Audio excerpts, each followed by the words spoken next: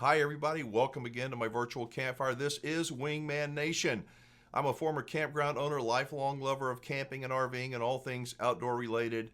I am a baby boomer that's very opinionated, probably like many of you, but I'd love to know where you're catching today's video from, and if this is the first time you have ever checked out Wingman Nation and one of my videos, let me know. I'd like to do a special shout out to you on a future video. So in the next few minutes, I'm going to do just a couple of things. One, I'm going to respond to your comments from a recent video around Memorial Day.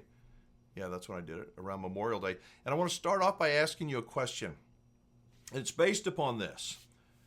There are so many people, again, my opinion, I'd like to know what you think, but there are so many people that are complaining and absolutely livid about their RV and their dealer, their manufacturer, the quality of RVs, and it's a litany of different things that I could go on about.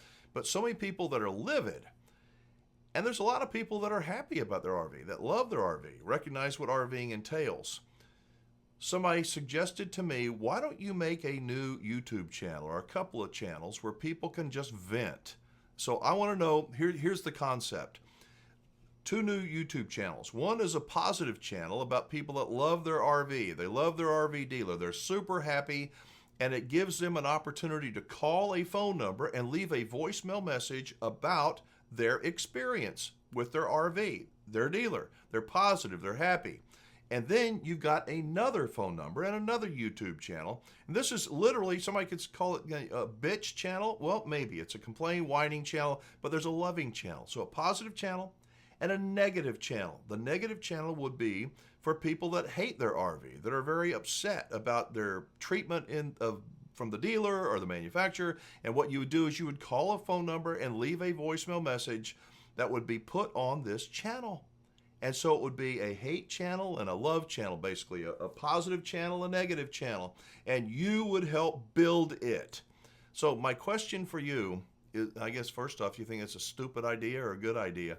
It's not about making money, I promise, because little short 2-minute, 3-minute videos that you can't monetize, you get a jillion people, you're not going to make any money off of it. But I think as a resource, maybe an educational resource, where people that are in the market to buy an RV might want to listen to folks that have had good experiences and folks that have had bad experiences, and they're real, they're authentic.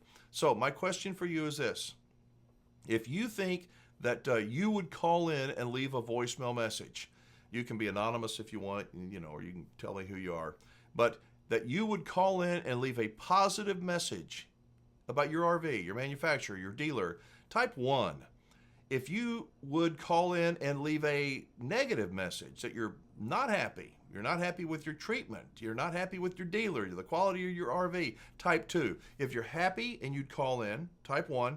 If you're not and you wouldn't call in, you're unhappy, type 2. And if you wouldn't do either one, but you would listen, maybe go and just listen to people, good or bad, type 3. I'm just curious about that. All right. So again, 1, if you would call in and you say you love your RV.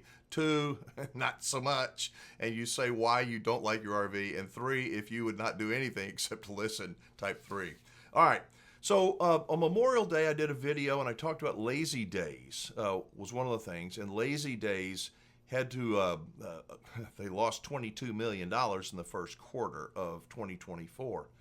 And a lot of people made comments, and I'm just going to give you my view, and then I'm going to roll through some of the things that y'all had to say. We are in the peak, what's traditionally the peak of RV selling season. And what I'm hearing is not good from many dealers. In fact, I don't think any dealer is doing as well as they need to be. Times are tough in the RV industry, and this is the peak time of year. If Lazy Days had to go out, and if they lost $22 million and had to secure some new funding to bridge them through the camping season, what do you think Q2 is going to be like? What's it going to be like? Because things are slow at the dealers. What's it going to be like this fall? I'd like to know your thoughts. So, some of the comments, Lawrence said the Wingman is describing an economic downturn in the RV industry that was signaled 2 years ago. The pig has been dressed for the ball for years. Lipstick is late for the party. Lawrence, I think you are right. What do you think? I think that this signal has been coming on for a long time. It's like, hello, this can't sustain itself. But what is it about human beings? I think we like to live in denial when the 1,000-pound elephant is right there in front of us. Ooh, let's just work our way around it. Don't even talk about it. It'll be good forever. Not so much. Brian Spade said, it's spring in the USA and the RV industry is slow. I just said that. Several have already filed bankruptcy, more to come. But butt out garbage is a product you sell. I think put out garbage is a product you sell. Then try to cover it up, blame others. Wait, you told me advertising your RV is full-time ready. But wait, you only warranty it for a year? A second owner doesn't get a factory warranty, but wait, it's only 6 months old. What the WTF? That is a pretty common thing I think that people are thinking. And, he's all over the place with his comments, but essentially none of it's good. The weather's hot, it is, and those air conditioners in your RV are working overtime, and hopefully they're keeping up. But people's tensions, I don't think I've ever seen it where people are more uptight than right now. Economically, politically, we are so divided, and it's a sad, sad state that we're in.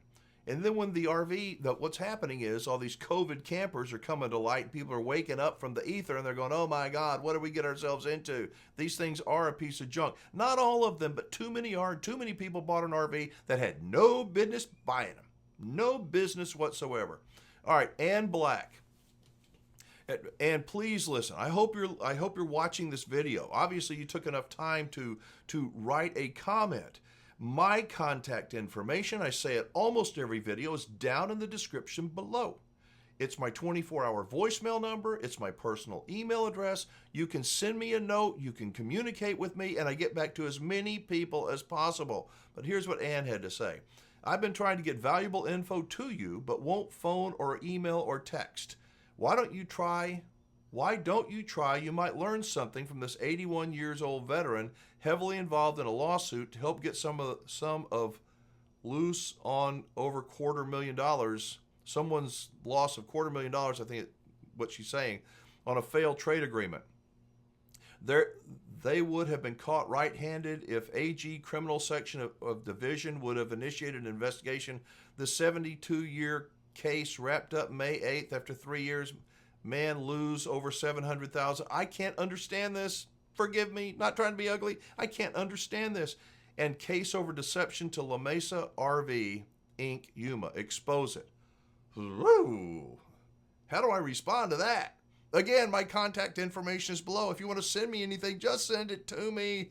I can't respond to everybody, but if it's something big like this, with all due respect, I promise you, I will look into it. And if I can do a video or respond to you, I promise I will. So again, contact me down below.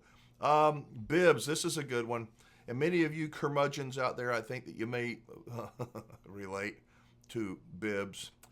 Bibbs says, I'm a teacher. And before I do that, I was talking in that video on Memorial Day about these things, about iPhones, smartphones, and about how smartphones, I think, they're just poison for young people.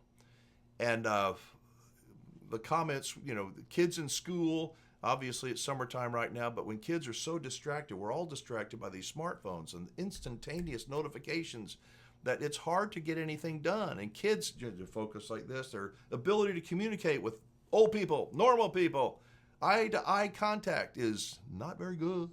I'm a teacher. You're 100% correct about the phones. They are destructive in every single way to our kids. Our country and Western culture is garbage.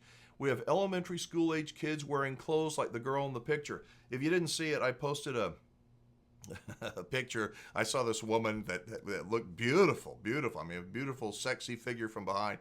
They turn around, not so much, but anyway, so I put that in that video so that they're responding. We have elementary age kids wearing clothes like the girl in the picture. Women want to be gawked after, or they wouldn't wear that kind of clothing. But men are nasty and violating them if they look. Whatever. Western women are a piece of work and need to be humbled. We all actually need to be humbled, and I predict we will be soon due to our national debt, etc. I want your thoughts on that. Isn't it funny? It's a paradox how women want to look not all of them, sadly not all of them, men the same thing, but women especially. Women that dress up, it's like the look at me. They ought to have a sign, look at me, look at my big eyelashes and all the, look at me. And then when you look at them, it's like, what are you looking at? You're rude. You're a sexist. What are you looking at?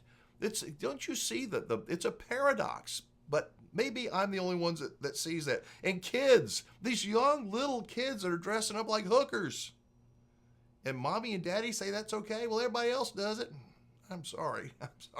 I just don't get it. All right, but I want to know your thoughts. This is a virtual campfire. Let's keep it clean. Please be respectful, even if we don't all agree. Bibbs said, Memorial Day just makes me sad for our nation and my kids. I was very patriotic in my teens and 20s. I served in the military, 3 years active duty and 4 in the Army Reserves. I wouldn't do it again. I'm suggesting to my kids that they do not do so.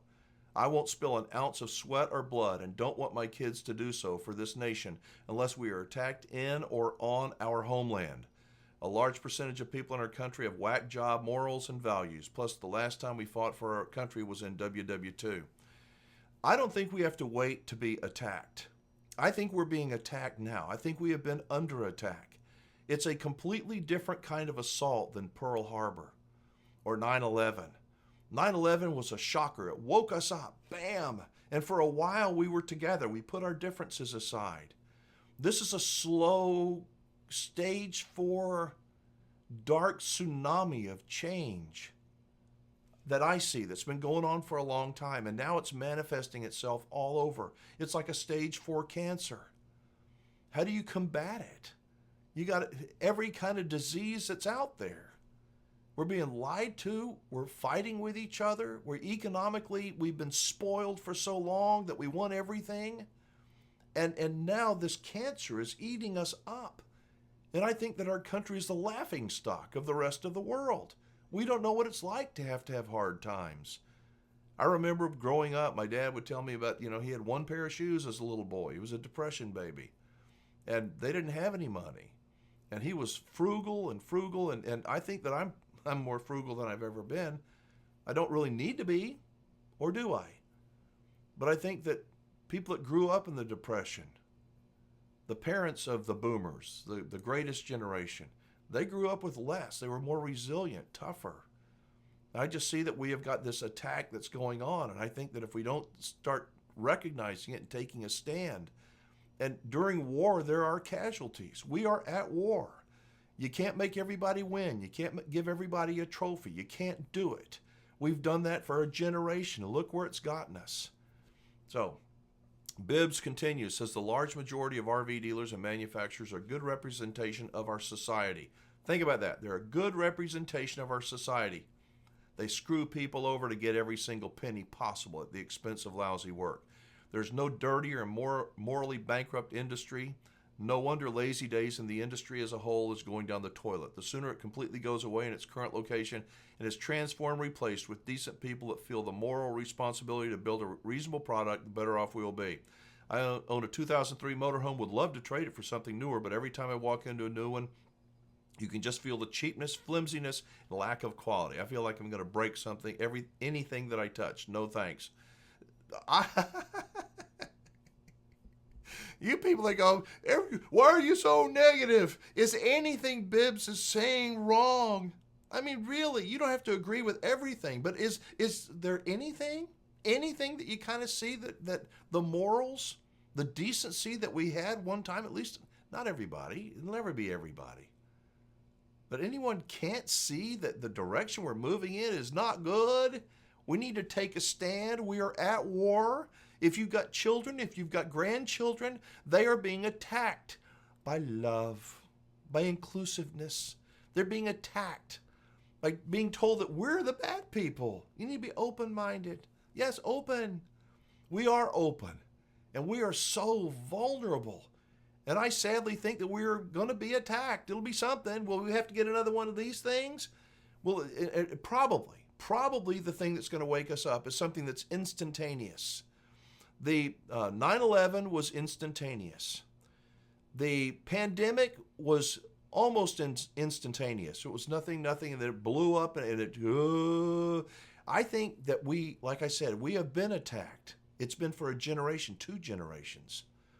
and to not recognize it, that we have drifted off course, is either stupidity, and I don't think most people are stupid, or it is willful blindness. Which one do you think it is? Finally, Turbo D. I'm going to tell you something, Turbo D. I welcome just about everybody around this virtual campfire, you included. But there are some people that just nitpick, poke, and complain about everything. You said that, Those are the kind of people I'm just telling you. I'm telling you, you'll go ahead and get mad at me. Nobody else wants you here. You want to leave the campfire? Leave the campfire, because you don't look very smart. You look like a nitpicky, petty person. And I know I can be a nitpicky, petty person too, so it's like the pot calling the kettle black. Turbo D says, hopefully you're still around, Alan, to oversee what age your daughter gives your grandson his first smartphone. Remember what you said on this episode, and let's shoot for 18. Got to practice what you preach, or you end up looking like a hypocrite. So let your daughter know, 18 for his first phone. Again, Turbo D, respectfully, I did not say that kids needed to be 18 before they got their first phone. I did not say that. Go back and watch the video. It was May 26th, that video. I questioned the use and the giving of these things. Smartphones to kids before they're 18.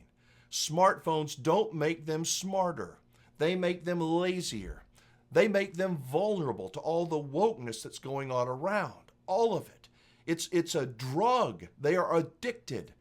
Give your kids a phone, but my suggestion is give them an old-fashioned phone. Maybe one that makes phone calls. Maybe one you can text. Not the pictures. Don't do it. Don't do it. It's not a right to have a smartphone. It's not. Kids may think it is. Everybody else may have one. But I think kids are better off if they don't have a screen in front of them with the filth and perversion and screwed up messaging that they are going to be vulnerable to for the rest of their lives. It's hard to get that out of them. All the time I say, Aristotle said, give me the boy till he's 6 and I'll give you the man. Think about it. It's the things a child learns until they're 6 years old. If it's love, if it is hate, if it is work, if it is respect, those things will stay with them for the rest of their lives. Give them one of these things at the dinner table. Go to a restaurant and look at these little 3, 4, 5, 6-year-old kids. They're oblivious to human beings around them. They're impatient, they're selfish, they're narcissistic, and we did it to them by giving them those things. So, Turbo D, I hope I live long enough to see my grandson at 18. And I hope that certainly he's going to want a smartphone. Certainly. Anybody would. It's peer pressure. But we got to be strong. Remember, I think that we are under attack. So I'm going to close it out. Sorry for having the long video today. I thought it was going to be shorter. Going back to the way I started. If there were a YouTube channel for people that love to express their love and their positive feelings about their RV and their dealer, would you call and leave a message? Just a message that other people can hear. I did business at XYZ RV and they were so nice. I love my RV and it did this, blah, blah, blah, blah, blah. And if there was a negative channel that people could call up, just call up and let her rip and get it off their chest. If you would call and leave a positive message, type 1. If you would call a channel and leave, I hate my RV. I hate the way I was treated, type 2. And if you wouldn't do either one, but you would listen to those kind of phone calls, type 3. All right, I'm going to leave it there for today. Thank you so much for joining me around this virtual campfire. This is meant for people that don't always agree. You know, a campfire is a place for people to come together, not to be too petty, too picky. And I hope that I don't come across that way, but I know sometimes I am a hypocrite. So thank you for watching. Drop a comment down below. I'd like to know where you're watching today's video from. And if you would watch or if you would call in, if you love your RV, if you call in, you know, hey, I really don't like my RV and here's why. Because I want other people to be able to use this as an educational, informational resource. At least that is the concept. Thank you again. I'm Alan Warren, the Wingman, encouraging you to be a better wingman or a better wingwoman for somebody. And stand up for our country. Stand up for your principles and things you believe in. I'll see you next time. Bye-bye.